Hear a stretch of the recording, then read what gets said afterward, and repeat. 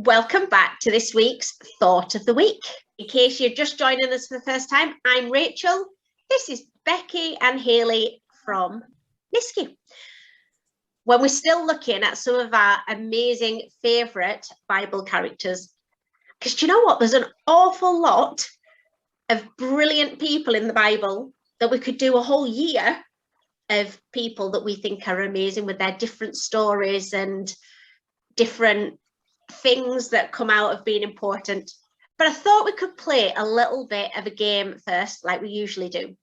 So, which of these would you pick? Would you rather be happy or have lots of money? Rather be happy. Becky? Yeah, I think I would rather be happy, although the money is tempting. But yeah, I'd like to be happy.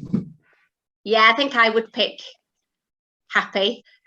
Would you rather be known for being kind or known for being clever?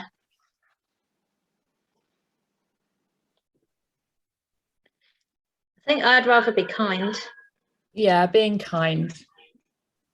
Yeah, I think I would too. But I'd quite like to be clever, but I think I would like people to think I was more kind than clever. Quite a tricky one, isn't it? Yeah. Would you rather spend time with your friends or spend time with your family?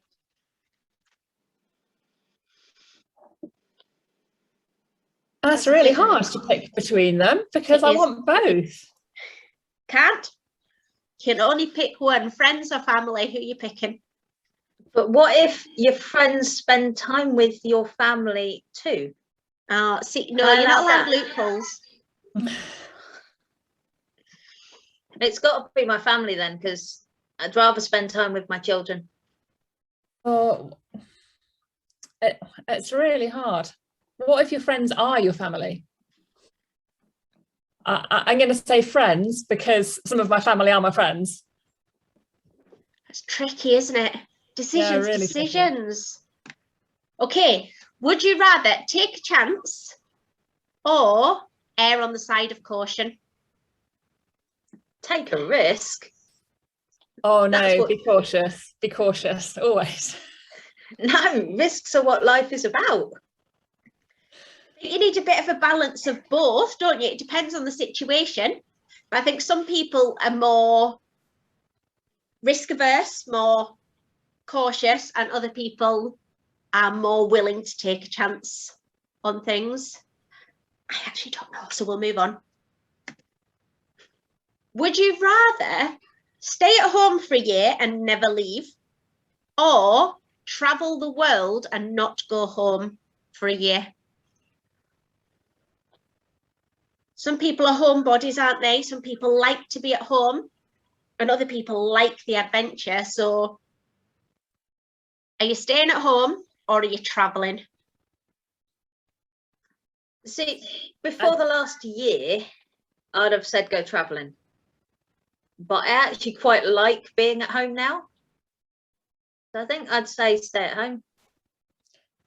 Yeah, I would actually, I mean, I wouldn't want to be locked down at home again, but staying at home, I think, is my choice. I mean, I think I've said this before, that I'm not a massive fan of flying and traveling. So yeah, staying at home.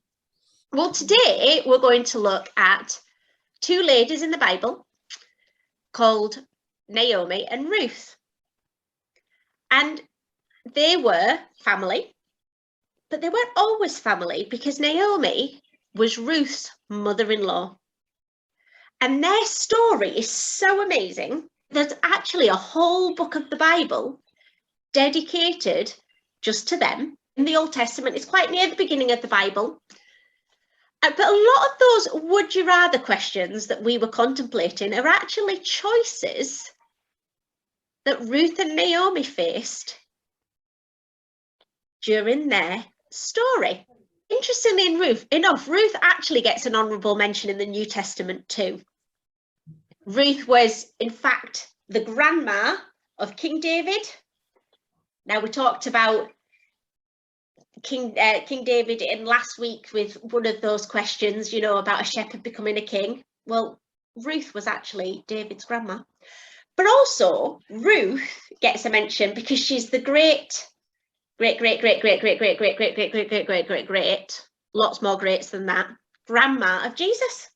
But let me tell you about them and some of the choices that they made and see if you can recognise some of the choices that we've already had a little think about. Now, Naomi and her husband lived in Bethlehem. And while they were there was a great big famine. So they had a choice. Were they going to stay where there wasn't enough food, or were they going to go on a journey to find food? So they decided they were going to leave. They packed up their bags, it was them and their 2 boys, and they set off on a journey. They arrived in the new land and they were there for a while. The sons grew up and got married. But then there was a great big tragedy and Naomi's husband died. And that's really sad, isn't it? But also, her 2 sons died as well. She must have been heartbroken. Yeah. Must have been really, really sad. So she found herself a long way from home with no husband, no sons, and 2 daughters-in-law. And she had to make a decision. Was she going to stay where she was? Or was she going to go back to where she'd come from? She must have thought about this for a little while, quite a little while, and prayed about it, I imagine, and, you know, what do I do? She decided that she was going to go on this journey all the way back home, back to Israel, where she was from. So she set off on the journey, and the 2 daughters-in-law came with her. And she said to her 2 daughters-in-law, go home, go back to your families. I'll be fine, you go home. Now, one of the daughters-in-law, called Oprah, she wept. She was sad at leaving Naomi because she loved Naomi. But she did go back to her family. But Ruth absolutely refused. She was not going to leave Naomi on her own. So Naomi said, no, go home, go and get remarried, go and have children, go back to your people. And Ruth said, no, I am going with you. Your land will be my land. Your people will be my people. Your God will be my God.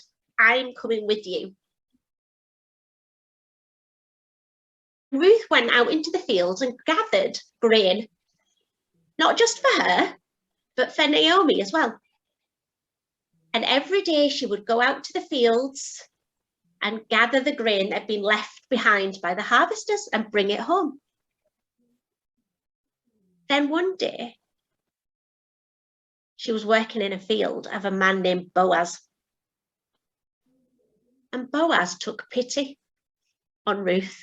He'd actually heard about how well Ruth had been looking after Naomi. Because everybody was hearing how Naomi had returned, but also how Ruth had come and was looking after her, was working hard to provide for food for her, and was loving her like the most best friend Naomi could ever have. And all of these rumours that were flowing round the town had got back to Boaz. So Boaz had heard all about these amazing good deeds that Ruth was doing for Naomi. But Ruth actually ended up getting married to Boaz. And Boaz promised to look after Ruth, but not just look after Ruth, but to look after Naomi too. And they had a baby. And Naomi, who had been really sad, suddenly felt that she had everything that she needed as she sat there and cuddled the baby. And then we read in the Bible, in the lineage of Jesus, that several generations later, we get to Jesus. But the story of Ruth and Naomi is so impressive. But it's a story of friendship. It's a story of loyalty. And it's a story of love. Now, if we think back to some of those questions, what would we rather? Well, would you rather stay at home or go on an adventure and travel? Ruth left home to look after Naomi and make sure that Naomi had everything she needed. Would you rather have money or happiness? Naomi actually was very, very unhappy, but she found happiness eventually because she was so well looked after. And all of those choices, did you spot them? Quite tricky, some of them, weren't we? But all of those choices we see in this story of amazing friendship. But I'm wondering, how loyal are you? How good a friend are you? Would you have been like Ruth and left everything behind to look after Naomi? Because that's what Naomi needed. It's quite challenging, isn't it? What does loyalty to your friends look like? Do you like to get your own way, or do you look out for the interests of others? There's actually a Bible verse about that. Don't just look out for your own interests, but look out for the interests of others. I think Ruth gets an absolutely massive double tick for that, because she did definitely put Naomi's needs above her own. But what can you do that shows that you value your friendships? And how loyal are you? And is loyalty something that you are known for, or is it something that you would like to get better at?